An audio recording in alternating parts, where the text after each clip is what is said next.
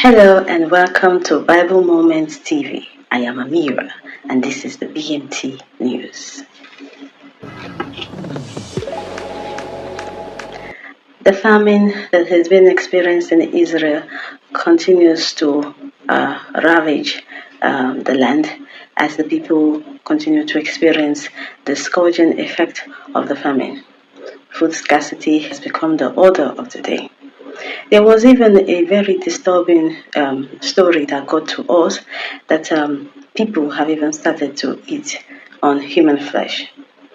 There was a story of a woman who ran into the king, Jehoram, and she cried out for help. You might want to ask, what was it about? Well, it happened that she and her neighbor had agreed that they will feed on their children. She had given up her own child and they ate her child. When it was time for her neighbor to surrender her own child, the neighbor decides to hide her child. The famine has continued to last for a very long time as King Ben-Hadad of Syria continues to hold siege on Samaria. This is really a very hard time for the people of Israel, as it has never been recorded where a head of a donkey is sold for 80 shekels of silver. The king Jehoram feels so sad about this, and so the desperation to want to see if there is any hope of God's intervention or God's mercy, because he feels that this punishment is actually from God, and that was why yesterday he took him and some of his men to go and see Prophet Elisha. Amongst those who were at that meeting with King Jehoram is the Minister of Food and Agriculture, Minister Jehu. He is joining us from his office, from the palace, and we're so pleased to have him with us today.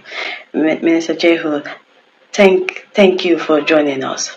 Minister Jehu, thank you so much for honoring our invitation. Thank you, Amira. Thank you for having me too. So, you were there at the meeting that was held yesterday when the King Jehoram went out to meet Prophet Elisha. Could you please tell us exactly what happened at the meeting? Well, like you rightly said, yes, the king has been very distressed because of the hardship that the famine has brought to the people. And as distressed as he was, as distressed as he has been, he thought of seeking divine intervention, and I was among, like you said, yes, I was among those who went with him to go and see Prophet Elisha. And we went there, and Prophet Elisha made some pronouncements. Yes, and it's just in a bit of for us to see if there's a form of a solution to this problem. And we also gathered that the pronouncement that was made by Prophet Elisha, you were not really in agreement.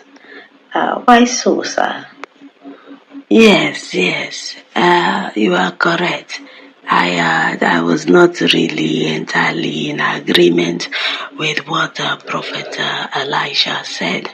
I mean, Amira, you rightly pointed out that the prices of things have gone so high. Yeah? It has never been recorded in our history that the head of a donkey will be sold for 80 shekels of silver. And so when the prophet Elisha made that pronouncement that by tomorrow, which is today, because that meeting was held yesterday, that a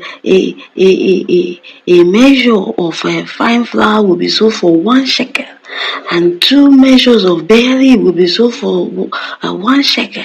Amira, how is that going to be? How? Just how? Look at the numbers, look at the indices. How did he arrive at that? I like to be very factual, very well. When the king of Syria, Ben-Hadad, had plotted to lay ambush on King Jehoram of Israel, it was a top secret, and it was Prophet Elisha who actually shared that information to King Jehoram. So really that information was a top secret. But it was, according to Prophet Elisha, the Lord God Almighty revealed that to him, and he warned King Jehoram on places and he should not go because King Ben-Hadad and his men were after his life. So you could see that Prophet Elisha, his prophecies usually come to pass. Yes. Now listen.